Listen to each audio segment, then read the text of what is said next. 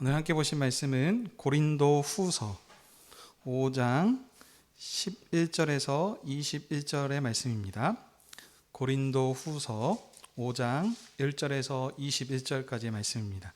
신약 성경 291쪽입니다. 고린도 후서 5장 11절부터 21절 한 절씩 교독하시고 마지막 절 합독하시도록 하겠습니다. 우리는 주의 두려우심을 알므로 사람들을 권면하거니와 우리가 하나님 앞에 알려졌으니 또 너희의 양심에도 알려지기를 바라노라. 우리가 다시 너희에게 자천하는 것이 아니요 오직 우리로 말미암아 자랑할 기회를 너희에게 주어 마음으로 하지 않고 외모로 자랑하는 자들에게 대답하게 하려 하는 것이라. 우리가 만일 미쳤어도 하나님을 위한 것이요 정신이 온전하여도 너희를 위한 것이니 그리스도의 사랑이 우리를 강건하시는도다. 우리가 생각하건대 한 사람이 모든 사람을 대신하여 죽었은즉 모든 사람이 죽은 것이라. 그가 모든 사람을 대신하여 죽으심은 살아있는 자들로 하여금 다시는 그들 자신을 위하여 살지 않고 오직 그들을 대신하여 죽었다가 다시 살아나신 이를 위하여 살게 하려 함이라. 그러므로 우리가 이제부터는 어떤 사람도 육신을 따라 알지 아니하노라. 비록 우리가 그리스도도 육신을 따라 알았으나 이제부터는 그같이 알지 아니하노라. 그런즉 누구든지 그리스도 안에 있으면 새로운 피조물이라. 이전 것은 지나갔으니 보라 새 것이 되었도다. 모든 것이 하나님께로부터 났으며 그가 그리스도로 말미암아 우리를 자기와 화목케 하시고 또 우리에게 화목케 하시는 직분을 주셨으니 곧 하나님께서 그리스도 안에 계시사 세상을 자기와 화목하게 하시며 그들의 죄를 그들에게 돌리지 아니하시고 화목하게 하시는 말씀을 우리에게 부탁하셨느니라. 그러므로 우리가 그리스도를 대신하여 사신이 되어 하나님이 우리를 통하여 너희를 권면하시는 것과 같이 그리스도를 대신하여 간청하노니 너희는 하나님과 화목하라. 다같이 하나님이 죄를 알지 못하신 이를 우리를 대신하여 죄로 삼으신 것은 우리로 하여금 그 안에서 하나님의 의가 되게 하려 하심이라. 아멘.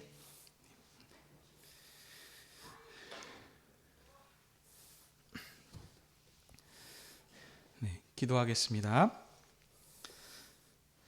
거룩하신 아버지, 오늘도 주의 피로 값주고 사신 주의 언약 백성들을 부르시고 주의 언약의 말씀으로 우리의 마음을 새롭게 하시니 감사드립니다. 아버지의 영광과 주님의 교회를 위해 말씀 전하는 자에게 진리의 말씀을 풍성히 허락해 주시고 주의 성령으로 우리 마음을 여셔서 주의 음성을 듣고 깨닫게 해 주시옵소서.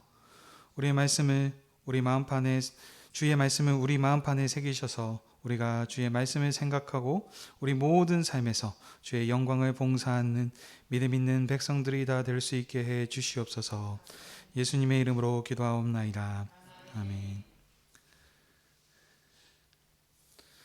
오늘은 고린도 후서 5장 11절에서 21절의 말씀을 가지고 이전 것은 지나갔으니 보라 새 것이 되었도다 라고 하는 말씀의 제목으로 함께 은혜를 나누기 원합니다. 예배 형식이 아니라 조금 편하게 설교를 좀 진행하도록 하겠습니다. 오늘은 2022년 마지막 날이죠. 그래서 대부분의 교회들은 아마 오늘 저녁에 교회로 모여서 송구영신 예배를 드릴 것입니다. 송구영신이다라고 하는 것은 묵은 해를 보내고 새해를 맞이한다는 뜻입니다. 그래서 보통 지금 이 시간이 아니고 저녁 11시, 그래서 2020년의 마지막 시간과 그래서 예배를 드리고 있다가 이제 12시가 땡 하고 되면은 이제 다음 해를 첫날 카운트를 세 가지고 교회 공동체와 함께 그 첫 시간을 함께 보내는 그런 시간들로 이렇게 보내고 있습니다.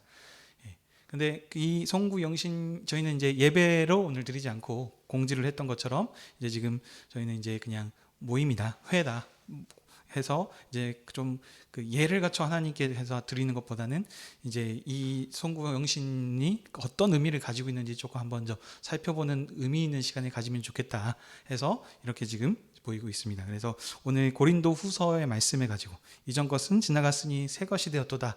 이 말씀을 통해서 어떻게 우리에게 또 도움이 되는지 함께 좀 살펴보도록 하겠습니다. 우선 보시기 전에 고린도 후서, 이게 서신서입니다. 바울 사도께서 교회에게 쓴 편지이기 때문에 이 말씀을 보기 위해서는 그 시대적 배경을 좀 살펴볼 필요가 있습니다. 오늘 이 고린도 교회 상황들을 좀 살펴보시면요, 고린도 전서 후서라는 것은 두 번의 편지를 보내게 됩니다. 그래서 고린도 교회는 또 사도 바울께서 이제 세우신 교회인데 이 성도들의 소식들을 이제 나중에 듣게 됐습니다. 근데 그 성도님들을 통해서 들은 소식이 교회에 여러 이런저런 문제들이 많이 있다는 겁니다. 그래서 그들 성도님들 간에 법정 소송도 있었고, 그들 가운데 음행이라든지 무질서함, 그래서 서로 분파를 만들어 가지고 이렇게 다툼이 있다는 등 여러 가지 참 많은 문제가 있는 교회였습니다. 근데 이 고린도 교회는 사도께서 세우신 교회입니다. 그래서 이 바울 사도가 아닌 다른 사도들도 세우셨는데 여기는 직접 세우신 교회이기 때문에 이 당연히 마음이 좀 많이 쓰였겠죠. 왜냐하면 이 고린도 교회는 에베소서를 제외하고 사도께서 수많은 시간과 노력을 세우셔서 세웠던 교회가 고린도 교회입니다. 그래서 에베소서는 3년이라고 하는 긴 시간들이 있었지만 거기를 제외하고 난 뒤에는 여기 이 두 번째로 이 고린도 교회 1년 반 이상 머물면서 이 교회를 노력해서 세우신 교회이기 때문입니다. 그래서 근데 이 교회가 지금 문제가 있다 그러니 당연히 마음 가운데 이제 쓰임이 있으셨겠죠. 그래서 그들에게 이제 편지를 보내십니다. 그래서 편지를 보내신 첫 번째는 디모데의 자기 제자를 이제 보내가지고 그 편에 이제 고린도 전서를 보냅니다. 그런데 당연히 편지에는 이런 내용들이 들어있겠죠. 그 고린도 교회에 있는 이런 문제들을 바로 잡아서 흠도 점도 없는 그리스도의 영광스러운 자랑스러운 교회가 되기 위한 어떤 그런 조치들의 그런 겉면들이 거기에 쓰여져 있을 겁니다. 그렇지만 안타깝게 그 일로 인해서 해결들이 잘 안 됐습니다. 그래서 이 교회가 왜 그랬냐면 이제 굉장히 좀 어떻게 보면은 이 사도 바울이 세웠지만 그 바울의 어떤 사도권을 좀 침해하고 무시하고 있는 좀 이렇게 좀 교만한 지금 상황 속에 있었습니다. 그렇기 때문에 좀 마음이 안타까움이 있었겠죠. 그래서 사도께서는 원래 그 교회를 방문하시려고 그랬었는데 방문하지 않으시고 이제 나중에 그냥 넘어가십니다. 근데 이제 그 자세한 사항들은 아니지만 아무튼 근데 그러고 있다가 지금 오늘 에베소서 고린도 후서를 쓰시게 된 상황은 이제 나중에 듣고 보니까는 그들이 이제 돌이켰다라고 하는 소식을 듣고 이제 쓰는 편지입니다. 자, 근데 지금 바울이 지금 이 고린도 교회가 있었던 상황들을 좀 간략하게 좀 살펴보면요. 그 당시 사회의 그 문화를 벗어나지 못하고 헬라 사고방식에 따라서 그들이 문벌을 자랑하고 학벌을 자랑하고 이런 의식에서 바로 벗어나지 못했던 교회였습니다. 그러니까 마치 지금 이제 오늘 또 보시겠지만 어린아이와 같은 상황에 있던 처지였습니다. 근데 아까 말씀드린 것처럼 사도 바울께서는 그들 안에서 오래 머물면서 정말 애를 쓰셔서 그들에게 말씀으로 충분히 증거하셔서 확실한 증거가 있음에도 불구하고 다른 어떤 교회보다 탁월한 증거의 은사가 있었음에도 불구하지만 그들의 삶에 있어서는 여전히 세상 사고방식을 따라서 서로 경쟁하여서 어린아이처럼 살고 있었던 상황입니다. 그래서 그들은 이 경쟁이 어떤 도가 있었냐면 서로 파를 지어서 합니다. 그래서 그 누구누구 파이다라고 하면서 서로 그들을 비교하고 또 그들의 이름을 또 빌려가지고 자기를 높이는 방식으로 하나님을 높이는 방식이 아니고 이런 식의 지금 상황에 처해 있었던 겁니다. 그래서 그들을 심히 책망했는데도 불구하고 이 말을 듣지 않으니 사도 바울께서 근심을 하셨겠죠. 그래서 그 써놓고서도 마음이 편치가 않으신 거예요. 그들을 책망하긴 했지만 편치가 않아서 그래서 그 마음 가운데 불안해 놓고 있었었는데 근데 너무너무 아파하고 있는 상황 가운데 소식을 다 사랑하는 제자를 만나가지고 나중에 그들이 회개했다는 소식을 나중에 듣게 됩니다. 그래서 그 소식을 듣자 마음이 기뻐하면서 그들에게 이제 그 쓰신 편지가 바로 이제 고린도 후서입니다. 네, 지금 이런 상황 가운데서 그러면 사도께서 어떤 권면을 고린도 교회한테 하셨는지 한번 오늘 본문 5장 말씀을 통해서 한번 살펴보도록 하겠습니다. 자, 5장 11절 12절 보시면 이렇게 시작합니다. 우리가 주의 두려우심을 알므로 사람을 권면하노니 우리가 하나님 앞에서 알려졌고 또 너희의 양심에도 알려졌기를 바라노라. 우리가 너희에게 자천하는 것이 아니요 오직 우리를 인하여 자랑할 기회를 너희에게 주어 마음으로 하지 않고 외모로 자랑하는 자들을 대하게 하려 하는 것이라. 이런 말로 지금 시작하고 있습니다. 오늘은 이 본문 말씀을 깊이 묵상하는 것이 아니고 이 흐름 가운데서 어떻게 오늘에게 적용하는 거기 때문에 좀 간략하게 설명들을 하고 지나가도록 하겠습니다. 자, 지금 이 부분은 뭐냐면 사도 바울께서 어떠한 자세로 목회를 하셨고 또 무엇을 그들에게 전하셨고 전달했는지 이 마음을 좀 넓히고 이 마음을 좀 받아달라라고 하는 지금 취지로서 말씀을 하시는 겁니다. 그래서 이 말씀을 증거하는 바울이 누군지 잘 알으라. 그런 말로 지금 이렇게 시작을 하고 있습니다. 그래서 우리가 주의 두려우심을 알므로 사람을 권하노니 우리가 하나님 앞에 알려졌고 또 너희 양심에도 그것이 분명하게 알려졌을 것이다. 지금 이런 말로 지금 시작을 하고 계십니다.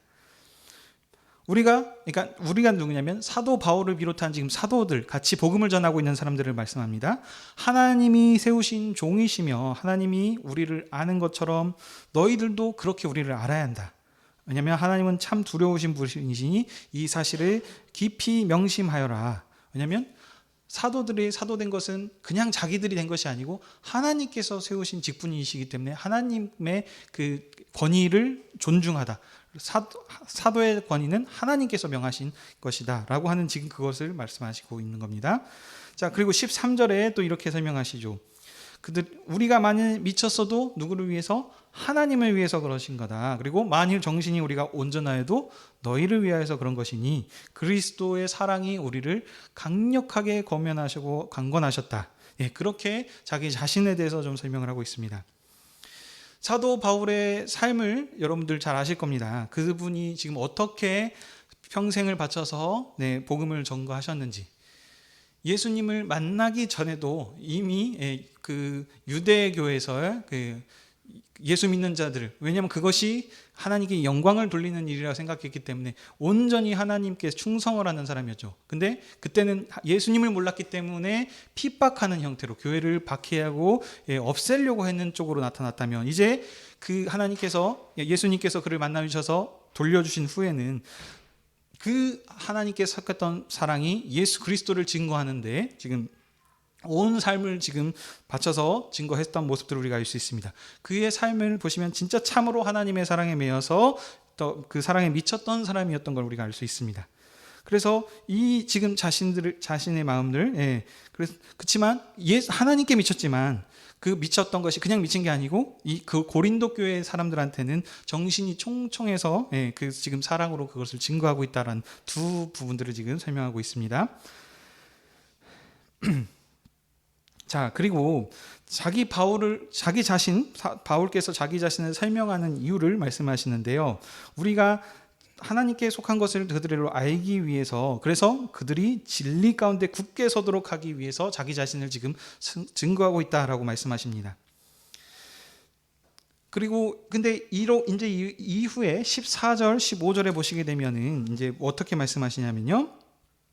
자기가 나타낼 것에 대해서 특별한 게 지금 없습니다. 왜냐하면 아까 상황이 어떠했냐면 사도 바울의 사도권을 무시한다 그랬습니다. 그래서 자기의 지금 사도권이 증거하면서도 그 어떠한 자기가 있는 그 뭔가 권리들을 지금 내세우는 것이 아니고 지금 그리스도께서 나를 이렇게 세우셨다는 거기 때문에 이 예수님께서 하셨던 그 행적들을 지금 설명하고 있습니다. 15절에 보시면 그가 모든 사람을 대신하여서 죽으심은 하면서 지금 그리스도에 대해서, 왜냐하면 그리스도께서 자기를 세우셨기 때문에, 그래서 자기의 사도권을 지금 드러내는 것은 근거는 무엇이냐? 그 예수님께서 행하셨던 그분을 높이는 것으로 지금 설명하고 있는 것입니다.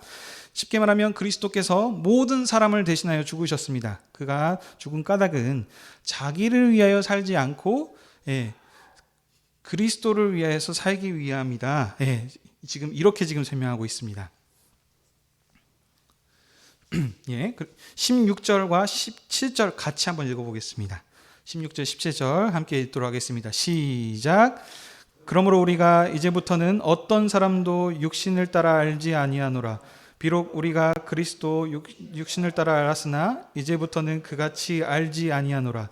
그런즉 누구든지 그리스도 안에 있으면 새로운 피조물이라. 이전 것은 지나갔으니 보라 새 것이 되었도다. 아멘. 예. 여기서 보시면 육신을 따라 알았으나, 근데 육체로부터 알았다고 하는 말은 무엇이냐면요. 이전에 항상 지금 성경은 구약과 신약, 그래서 그걸 대비하고 있는 겁니다. 그래서 구약에서는 지금 육체적이라고 지금 얘기를 하는 거죠. 이 말은 그러니까 모세의 제도 가운데서 알았다는 말씀입니다. 그래서 그때는 그때 그 육체의 저주하였던, 그러니까 모세의 율법에 근거하면은 예수님께서는 십자가에서 죽으신 것이 저주받아 죽은 것으로 생각이 됩니다. 그렇기 때문에 이 메시아는 승리하신 어떤 지금 그 이스라엘을 구원하실 왕으로 오신 것이 아니고 구약의 율법에 근거해서는 이분은 실패자입니다. 예, 지금 그 말을 하는 겁니다. 왜냐하면 그 율법의 규례를 따라 사는 것이 아니었고, 이분은 옛 성전을 헐고 새 성전을 지으시겠다라고 하는 이 부분들이, 그러니까 예전에 율법의 생각을 가지고 이것을 바라봤을 때는 도무지 이해할 수 없는 지금 말을 하고 있었기 때문입니다. 그래서 그들이 어떻게 했습니까? 율법을 맡았던, 그것을 가지고 자랑했었던 유대인들이 이 예수님을 정죄하였고, 그래서 이방인들 로마의 손에 넘겨가지고 그를 십자가에 못 박혀 죽였습니다.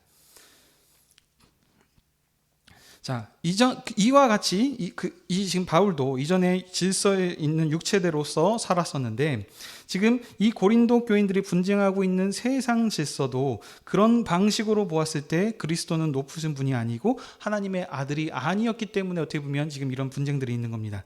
십자가에서 죽으신 분은 저주받은 자이고 바울이 핍박해야 될 대상이었지 존귀하게 높이는 분이 아니었습니다. 그래서 그런데 지금 보시면 이제 얘기하죠. 이제부터는 그같이 알지 아니하였도다. 예전엔 내가 이렇게 알았으나 이제는 아니다라고 하면서 얘기합니다.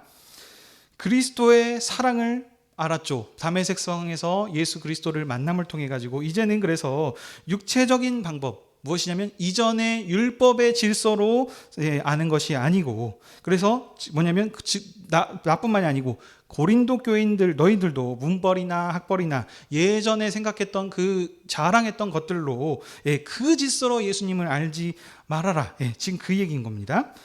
그래서 왜냐하면 그리스도께서 새로운 피조물이 되었기 때문입니다.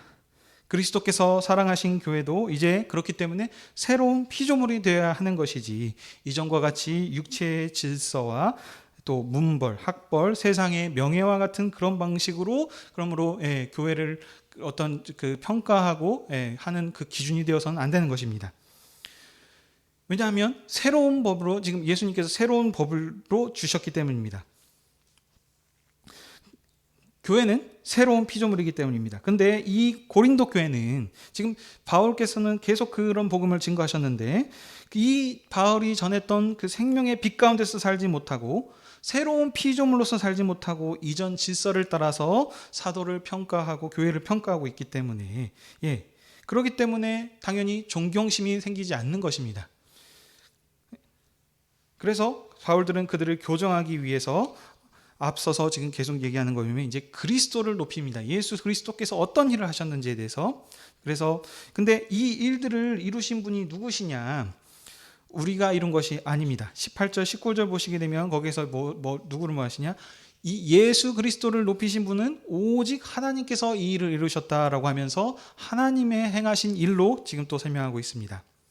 그러면서 이제 그 19절 이하에서 얘기하는 것이 뭐냐면 화목해 하시기 위하여 이 일을 행하셨다라고 얘기하고 있습니다. 우리가 하나님 앞에 잘나서 하나님 앞에 화목한 것을 구한 것이 아니었습니다. 우리는 그냥 죄 아래에 있어서 하나님을 대항하는 자리에 있었지만 하나님이 우리를 먼저 사랑하여 주셔서 그래서 죄인에 있는 우리를 자신의 아들을 보내셔서 피 흘리심으로 우리를 죄에서 먼저 구원해 주신 것입니다. 하나님께서 먼저 우리를 사랑하여 주셨고 화목해 하여 주셨습니다. 그리고 그 화목해 하는 제자들에게 말씀으로 가르쳐 주셨고, 그래서 뭐라 그러시냐면 하나님이 우리를 사랑하셨으니 다시 다 하나님께로 돌이켜서 화목의 복음을 맡기시고 내가 정한 그것을 다시 서로 사랑하고 증거하고 하라라고 하는 그 화목의 복음을 전달하는 사람들로 이 지금 그리스도의 사신으로 우리를 세우셨다라고 20절의 말씀으로 하면서 마치고 있습니다. 말씀을 정리하겠습니다. 지금 보시게 되면은 이 모든 일들을 행하신 분은 누구십니까? 하나님이십니다. 하나님께서 그리스도를 통해서 세상을 자기와 화목해 하는, 화해하기 위한, 죄로 인하여서 하나님과의 관계, 직접 나아갈 수 없었던 관계, 그렇기 때문에 율법이 있었던 것이고 그 예전의 시대에서는 그걸 통해 가지고 하나님과 함께하는 그 화목의 관계를 어느 정도 하셨지만 이제 아들이 직접 오셨기 때문에 종의 시대와는 더 뛰어넘는 더 큰 은혜의 시대를 우리에게 주셨기 때문에, 그래서 이 직분을 누구에게 맡기셨냐? 바울에게 화목해 하는 사도의 직분을 맡기셨습니다. 하나님께서는 그래서 그리스도 안에 계십니다. 하나님께서는 그리스도를 통해서 세상을 자기와 화목하게 하셨습니다. 하나님께서는 사람들의 죄를 따지지 않으시고 화목해 하는 말씀을 통해서 사도에게 부탁하셨습니다. 그러므로 사도는 그리스도를 대신하여 사신, 복음 대리자죠. 그래서 가서 그 말을 전달하는 사람입니다. 그러니 곧 이 사신이 하는 말은 하나님, 그리스도가 하시는 말과 동일한 지금 그 권한과 힘을 가지고 있는 것이죠. 그래서 하나님께서는 사도들을 통해서 권면하시는 것과 같이 뭐라 그러십니까? 오늘 하나님과 화목하게 하라라고 하면서 교회에게 간청하십니다. 하나님과 화목하게 하는 것은 사도의 명령에 따라 순종하는 것입니다. 하나님께서 죄를 알지 못하신 그리스도께서 대신 죄를 지게 하셨습니다. 이렇게 하신 이유는 무엇이냐면 오늘 마지막 그리스도를 믿는 모든 사람을 의롭게 인정하시기 위해서입니다. 의롭게 인정하시게 된 교회는 하나님과 화목하게 된 사람들입니다. 그래서 교회는 하나님께서 사신으로 보내신 사도의 교훈과 가르침에 대해서 순종해야 됩니다. 결론의 말씀이 이겁니다. 이거를 그러면 오늘 고린도 교회가 아니고 현재 오늘 지금 이 시간 송구 영신 모임으로 모이고 있는 우리 교회한테 적용을 하면 어떻게 해야 될까요? 핵심은 17절 말씀입니다. 같이 한번 읽어보겠습니다. 17절입니다. 시작. 그런즉 누구든지 그리스도 안에 있으면 새로운 피조물이라. 이것은 지나갔으니 보라 새 것이 되었도다. 아멘. 교회가 많은 문제가 있었는데 그 교회를 지금 해결하기 위해서 바울께서 말씀하신 것은 무엇이냐? 자기를 높인 것이 아니고 예수 그리스도께서 향하신 일이 무엇이었는지. 근데 이 일을 행하신 분이 누구시냐? 하나님이 행하셨다. 근데 하나님께서 왜 일을 행하셨냐? 화목하게 하기 위해서, 화목시키셔서. 그래서 무엇이냐면 이전 것은 구약에서 주셨던 그 은혜도 있었지만 그것을 더 뛰어넘는 새로운 법을 우리에게 주셨으니 그러니 다 새 것으로 우리를 삼아주신 것입니다. 이 부분이 오늘 말씀의 핵심입니다. 그러면 무엇이냐면 송구영신이라고 하는 이 모임이 참 어떻게 보면 좋은 의미로 지금 우리가 모이는 것입니다. 근데 그렇지만 문제는 무엇이냐면 새롭게 되셨다라고 하는 것은 그리스도를 통해서 새 날과 새 땅과 모든 것을 다 새롭게 우리에게 주셨습니다. 그래서 보면은 구약의 때에서는 거룩한 것과 거룩하지 않은 것, 속된 것과 의로운 것과 이런 부정한 것과 그런 것들의 구별이 있었습니다. 그래서 하나님께 나아가는 데는 뭐 어떤 간극이 있었고 그 간극을 넘어가서 하기 위해서 제사장을 통해서 나가거나 이런 어떤 부분들이 있었습니다. 그렇기 때문에 이 날이 거룩하고 이 시간은 함께 뭐 해야 되는 어떤 그런 여러 가지 법들이 있었습니다. 그렇지만 지금 신약 시대에 새롭게 예수 그리스도께서 주셨던 법은 무엇이냐? 언제 몇 시에 모여서 예배드리고 무언가 제사를 드리고 어떻게 하라라고 우리에게 주셨던 복음의 말씀이 없습니다. 복음 안에서 자유하게 해주시는 법으로 우리에게 모든 것들을 다 은혜의 법으로 다 주셨습니다. 그래서 보면 이전에도 한번 설명들을 좀 했었지만 뭐냐면 솔직하게 얘기하면 어떤 절기들을 우리가 지킬 필요가 없습니다. 왜냐? 매 주일마다 우리가 모여서 항상 성찬식으로 하는 그 자체가 그때마다 우리의 마음을 새롭게 함으로 그리스도와 하나 되는, 여기서도 말씀하시는 것이 주를 위하여 살기 위하여서 이 말씀을 하셨다라고 하십니다. 그래서 매주 우리가 모여서 성찬식으로 행해서 매주마다 그 말씀을 우리가 새롭게 하고 있는데 어떤 더 특별한 날들이 있을 수가 없다는 것이죠. 그래서 성탄절이나 또 뭐 맥주감사, 추수감사, 뭐 부활절 여러 가지 그런 절기들을 우리들이 할 수 있지만, 그렇지 원래 그러니까 굳이 할 필요가 없는 것이 어떻게 보면 더 맞습니다. 왜냐하면 그때만 감사해야 되는 것일까요? 아니죠. 매번 이제 항상 모든 삶 가운데서 우리가 주님께 감사하고 항상 그 주님의 행하신 일을 통해서 우리가 주님의 상에 모일 때마다 그것을 묵상하고 나가는 것이, 그러니까 삶이 돼야 되는 것이지 어떤 이벤트성으로 그때만 하는 것이 그런 것은 어린아이 때 하는 것이고, 그것을 시어넘어서 매일 삶에서 하나님과 함께하는 삶, 동행하는 삶, 이 삶으로 살아가는 것이 지금 어떻게 보면은 신약 시대에 화목하게 하시는 그 말씀드리죠. 계속해서 드리는 것이 하나님께서 성전을 삼으셔서 우리와 함께하는, 임마누엘로 함께하는 이 복을 우리에게 주신 것이 가장 큰 은혜다. 이 말씀이기 때문에 우리가 이런 부분들을 어떻게 보면 지킬 필요가 없습니다. 성부영신이 그러면 하면 나쁜 것일까요? 이것은 이제 그러면 이제 이거는 교회 상황에 따라서 맞춰서 하면 됩니다.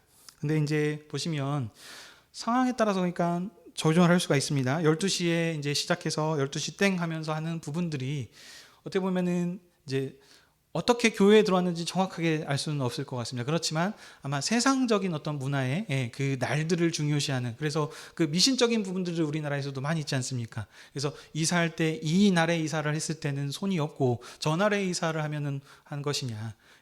아니죠. 주님만 거룩한 날이고 어떤 다른 날들은 거룩한 날이 아니고 주님의 날이 아닌가요? 모든 것이 다 주님의 것입니다. 그렇죠? 그렇기 때문에 그 시간을 하는 것이 아니고 그 시간들에 하는 것이 아니고 그 의미를 우리가 삶에서 한번 묵상하면서 한번 하는 것이 좋겠다 해서 이제 이 오늘 복음 말씀을 선택했습니다. 몇 가지 살짝 예만 한번 들어보겠습니다. 해가 뜨고 지고 하는 그 모든 것들, 그러니까 그것이 전부 다 하나님의 은혜입니다. 우리가 그냥 막연하게 당연히 오늘 해가 지고 내일 또 해가 뜨겠지라고 하는 것이 아니고 하나님께서 삶의 주관자 되시기 때문에 그 일들을 지금 다 허락하셔서 우리가 그것을 누리고 있는 것입니다. 근데 이런 모든 것들이 너무나 우리 삶 가운데 당연하게 느끼기 때문에 부분들이 있습니다. 그래서 그 날만, 오늘 뭔가 해서 뭐 예수님께서 태어나신 날만 중요한 것이 아니고 매 순간순간마다 하나님께서 우리에게 모든 것들을 허락하여 주셨다는 그 마음을 가지고 사는 것입니다. 근데 또 지난 그 크리스마스 때도 한번 말씀드렸습니다. 성탄절이 어떻게 보면은 정확한 날짜가 아니다. 그래서 그리스 정교회에는 1월 7일인가 이 날짜로 뭐 크리스마스를 센다든지 이런 차이점들이 있습니다. 이게 뭐냐면 태양력을 쓰기도 하고 그 이제 태음력이라 그래서 양력과 음력을 같이 사용하기도 하죠. 근데 지금 교회가 사용하고 있는 거는 그레고리스 뭐 력이라고 해가지고 뭐 그다음에 율리우스력 뭐 해가지고 이제 그때 로마 시대 때 황제였던 사람이 8월달에 이제 날짜를 많이 자기 생일이 있고 했기 때문에 뭐 하는 이런 부분들이 지금 정치적인 부분들도 많이 섞여 있기 때문에 우리가 지금 그 날짜를 정확하게 지킨다는 것 자체도 어떻게 보면 굳이 성경적이지는 않습니다. 왜냐 그 유대인들이 가지고 있던 어떤 사상의 어떤 배경 가운데서 나온 것이 아니고 헬라 문화권, 로마의 문화권에 지금 하는 부분들이기 때문입니다. 또 이런 부분들이 우리 삶 가운데서 다양한 것들이 있습니다. 예를 들면 또 새벽기도라는 것도 할 수 있겠죠. 새벽기도 참 좋은 것입니다. 하루에 첫 시간을 하나님께 드리자. 다른 사람보다 먼저 드리자. 그러다 보니까 이제 또 좀 한동안 그러니까 왜 하는 의미를 정확하게 몰랐을 때는 경쟁적으로 새벽기도를 이제 앞다투하려고 합니다. 저기는 6시 하면 우리 5시 반, 우리 4시 합시다. 뭐 이렇게 해가지고 하고, 그 다음에 이제 뭐 그때마다 또 이제 먼저 종친다고 하는 이런 지금 문화들도 있었고 그랬죠. 근데 요즘은 그런 거 안 하죠. 왜냐면 민원 들어가니까요. 시끄럽다고. 그런 건 요즘 하지 않습니다. 또 뭐가 있을까요? 예를 들자면 뭐 헌금 했을 때 헌금을 읽어주고 그 주보에 뭐 이름을 낸다든지, 아니면 임원 같은 것들을 세울 때 뭐 제비 뽑기를 해서 뽑는다. 이런 것들은 지금 구약에나 법이 있던 것들, 아니면 기존에 어떻게 보면 세상에서 하던 것들을 그대로 가져와서 하는 부분들이 있습니다. 그러니까 우리가 항상 삶을 살 때 어떤 마음으로 가져야 되는 거냐? 새롭게 되었다서 복음 안에서 이것이 그러니까 우리에게 주셨던 자유를 누리는 것인가, 아니면 오히려 그 예전의 법에서 우리를 얽매이게 하는 것인가, 이런 것들을 한번 좀 생각해 볼 필요가 있는 것입니다.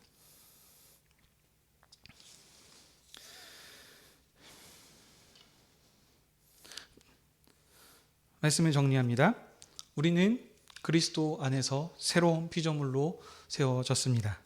우리가 그리스도 안에서 새로운 하나님 나라 백성이 되었습니다.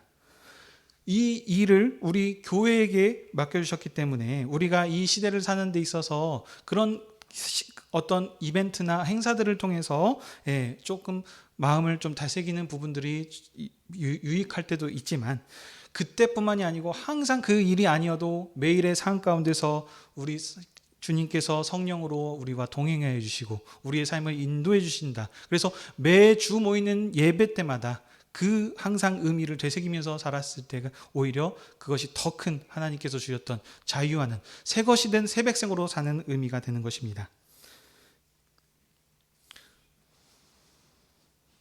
우리가 어둠에 살던 시대, 왜냐하면 저도 모태신앙이라고 하지만 삶에 살았던 그 예전 어린아이 때부터, 아니면 유교 문화권에서 태어났다거나 하는 부분들이 우리 알게 모르게 교회 가운데 이제 섞여 있는 부분들이 있습니다. 그런 것들을 우리가 하나님의 말씀에 근거해서 복음으로 그 어두운 것들을 이제 벗겨내고 빛을 나오게 하셔서, 그래서 정말로 자유하는 권세의 아들로서 하나님의 자녀로서 그것을 누리며 사는 것이 하나님께서 우리에게 원하시는 바일 것입니다. 이것이 왜냐하면 신약교회에게만 혜택되는 은혜의 복음이기 때문입니다. 구약의 백성들은 누리고 싶어도 누릴 수 없었던 하나님의 은혜입니다. 그러므로 오늘 송구 영신 마지막 날을 통해서, 그러면 오늘 이 시간을 통해서 우리가 묵상하는 것은 무엇이냐면, 옛 것을 보내고 새 것이 된다. 하나님의 역사에서는 다 같지만 우리가 그러면 이 시간들을 통해서 우리가 묵상하는 것은 뭐냐면, 한 해를 돌아보는 것, 돌아보서 우리끼리 그냥 하루 잘 마무리합시다 해서 그냥 즐겁게 먹고 마시는 성도 안의 교제 중요합니다. 그렇지만 무엇이냐? 감사하는 것 말고는 없습니다. 하나님께서 한 해를 돌아보면 우리 2022년 첫 새해를 시작해서 여수 하늘의 교회가 시작되었습니다. 많은 어려움이 있었고 그 전에 교회 아픔이 있었는데 하나님께서 그래도 은혜를 주셔서 흩어지지 않게 모이게 하셔서 시작하게 하셨고, 한 해를 돌아보십시오. 많은 행사들이 있었고 일들이 있었습니다. 그때마다 하나님께서 우리 교회를 얼마만큼 사랑해 주셨고 지금 이때까지 인도해 주셨는지 한 해를 한번 돌아보시면서 오늘 한 해를 마무리하셨으면 좋겠습니다. 그렇게 했을 때 그것이 어떻게 보면 더 큰 우리에게 은혜가 있고 감사가 있을 것입니다. 오늘 이 말씀으로 이제 마무리하도록 하겠습니다. 찬송가 66장 함께 찬송하시도록 하겠습니다. 말씀을 생각하시면서.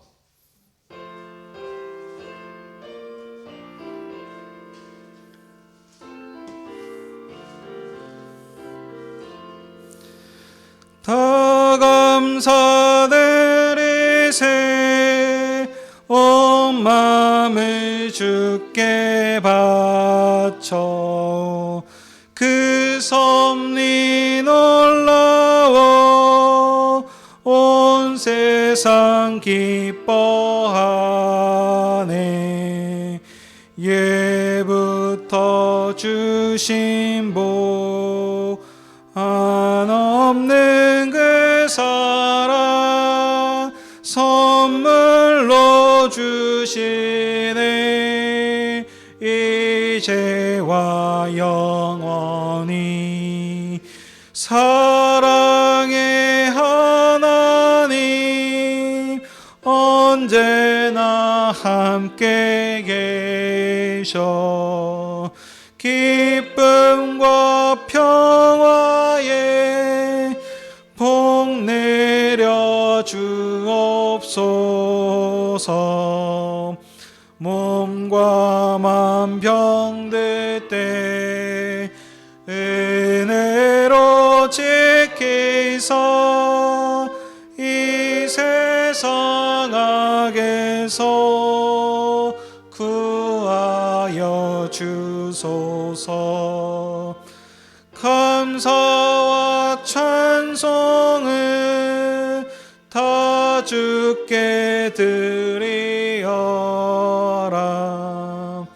저 높은 곳에서 다스리시는 주님, 영원한 하나님, 다 경배하여라. 이내도 이제도 장래도 영원히. 아멘.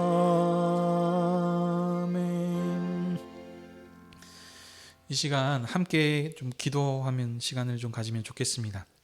이 시간 기도하실 때요, 한 해 마지막 2022년 마지막 날입니다. 한 해를 돌아보시면서 각자만의 하나님께서 우리 항상 전하는 복음은 공동체적입니다. 고린도 교회에서도 보면은 그 공동체에 대해서 주신 말씀입니다. 그래서 선포되는 말씀은 교회를 통해서 주시는 말씀이지만 이 말씀들이 개개인에서 삶에서 하나님께서 어떻게 우리를 인도해 주셨는지 한번 생각해 보시면서 그 부분들에 있어서 하나님께 좀 감사하는 기도를 함께 좀 드리는 시간을 가지면 좋겠습니다.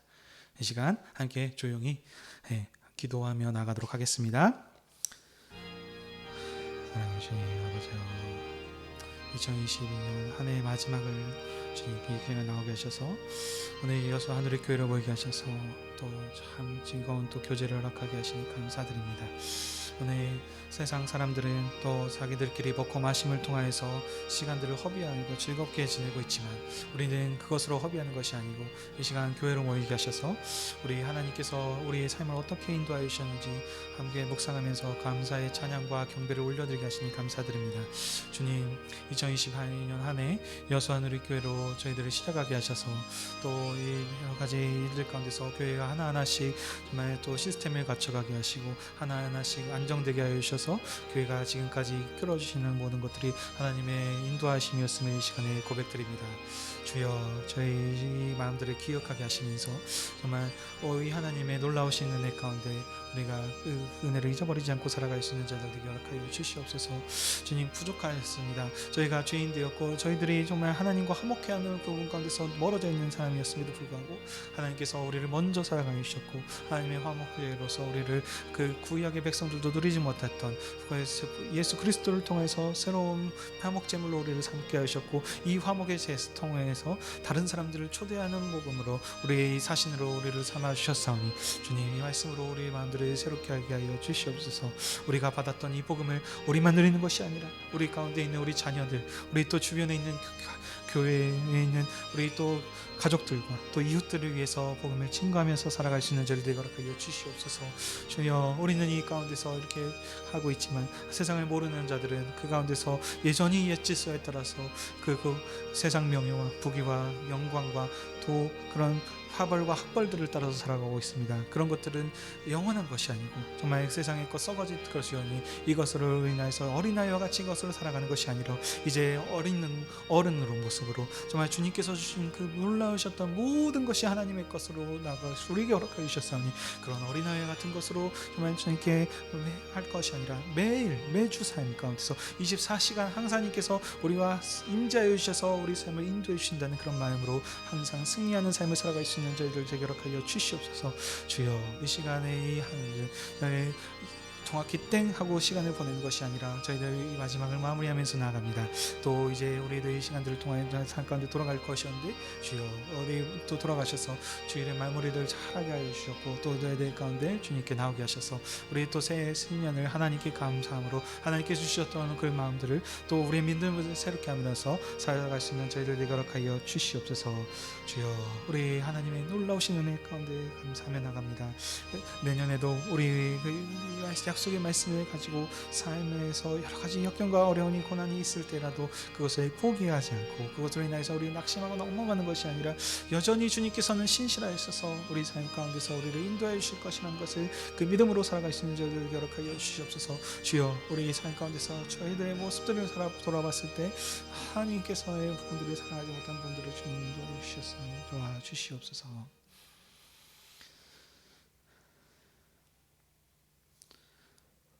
거룩하신 아버지 하나님, 하나님께서 천사들에게 이 구원의 복음을 맡기신 것이 아니라 죄인이었던 우리를 구원해 주시고 사도들을 통해 이 복음을 듣게 하여 주셔서 이제 이 복음을 우리가 증거할 수 있도록 복 주시니 참으로 감사드립니다. 올 한 해의 마지막 날을 맞아서 교회로 모여 하나님의 말씀을 묵상하였고 올해도 어떻게 하나님께서 우리를 이끄셨는지 돌아보게 하시니 감사드립니다. 올 한 해 우리의 모습들을 돌아보면 우리의 믿음과 하나님을 향한 사랑이 너무나 부족한 부분들이 많이 있어 부끄러울 따름입니다. 주님, 삶에 여러 가지 역경이 있을 때마다 주님의 마음을 의심하였던 저희들을 용서하여 주시옵소서. 우리의 연약함에도 불구하고 하나님께서는 신실하셔서 우리의 모든 삶에서 함께하여 주시고 그 삶을 인도하여 주신 것에 감사 찬양을 드립니다. 거룩하신 아버지, 주님께서 우리를 아시며 우리를 사랑하시오니 오늘뿐만 아니라 날마다 주님의 사랑을 빛을 우리에게 비춰주셔서 우리의 마음을 새롭게 하여 주셔서 변하기 쉬운 우리의 마음을 굳게 붙들어 주시옵소서.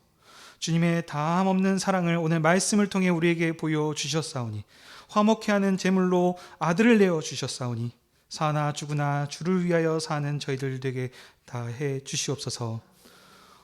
우리의 모든 삶에서 주님의 죽으심과 부활의 영광이 항상 나타나서 교회가 존귀케 되고 하나님의 구원이 세상에 나타나는 복음의 증인들이 다 되게 해 주시옵소서. 주의 백성들의 믿음의 삶을 통해서 주님의 사랑이 온 세상에 미칠 수 있도록 온 세상을 화목케 할 수 있도록 주님께서 우리에게 긍휼을 베풀어 주시옵소서. 감사하며 이 모든 말씀 우리 주 예수 그리스도의 이름으로 기도하옵나이다. 아멘.